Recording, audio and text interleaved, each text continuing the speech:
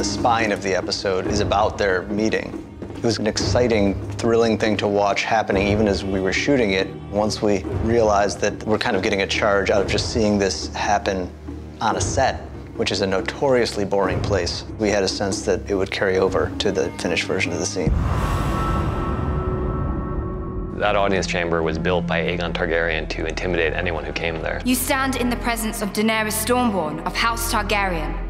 He doesn't have much insight into what she's gone through. So I think he sees a rich girl with a fancy name sitting in a big chair with a fancy dress on, proclaiming herself as the queen of the world. So I don't think he's looking upon her with as much respect as she has come to take as her due. He's a very strong-willed person. He didn't come down there to bend the knee. He didn't come down there to join her in her fight against Cersei. None of that matters at this point. All that matters is fighting the dead. If they get past the wall and we're squabbling amongst ourselves, we're finished. She looks at him and she thinks, this is some unwashed barbarian from the north and a bastard. His name's Jon Snow, yet he's calling himself king. If she knew what he'd seen, she'd be looking very, very differently at what he's telling her. But at this moment in time, she only sees somebody who's trying to carve up her piece of her kingdom for himself. And if what this guy is saying is true, then it really is an issue. And she has her own very serious issues to deal with in the shape of the woman who's now sitting on the throne. This is a murderous, vicious woman, Cersei Lannister, who's capable of insane amounts of brutality without a second thought if she feels like it's what needs to be done. And by the time you get to the end of episode 3, it's not at all clear that the playing field is nearly as lopsided as it was when we ended episode 1.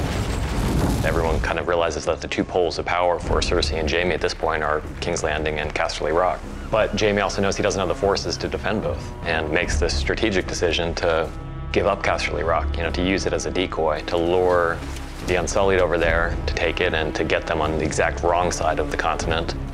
The siege of Casterly Rock is so much about what doesn't happen, how it goes contrary to expectations. So in order for us to understand that it doesn't play out the way Tyrion expects it to, you really need to hear Tyrion's expectations.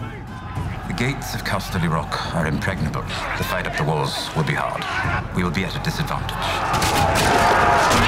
What he thinks the Unsullied are going to find all seems true up until the very end.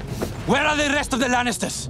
Jaime goes after Highgarden, which is, for him, much more valuable because Highgarden's the Tyrell stronghold, which commands all the most fertile regions of Westeros. They're the wealthiest house, but fighting isn't really their forte. I mean, they're just not known for being the most fearsome warriors. So to have a long, extended battle there didn't make a lot of sense. We decided to cut to the chase and cut right to Jaime single-mindedly making his way to the person he's there to see, which is Olenna Tyrell. It's done. It is. Did we fight well? As well as could be expected. Jaime finally gets to turn the tables on someone. He finally gets to kill one of his enemies, which we haven't seen that much throughout the series, and she still wins the scene. The one thing she does have left to live for is the thing she saves for the very end of the scene. The piece of information she's been sitting on since season 4. You don't think I'd let you marry that beast, do you? She beats him in the middle of her own death scene, and there's nothing he can do about it. And he knows it's true the moment she says it. Tell Cersei. I wanted to know it was me. We've been so lucky to have Diana on the show. It's impossible to imagine somebody doing the job she's done with this role, and I think this scene is probably my favorite scene that she's ever done for us on the show.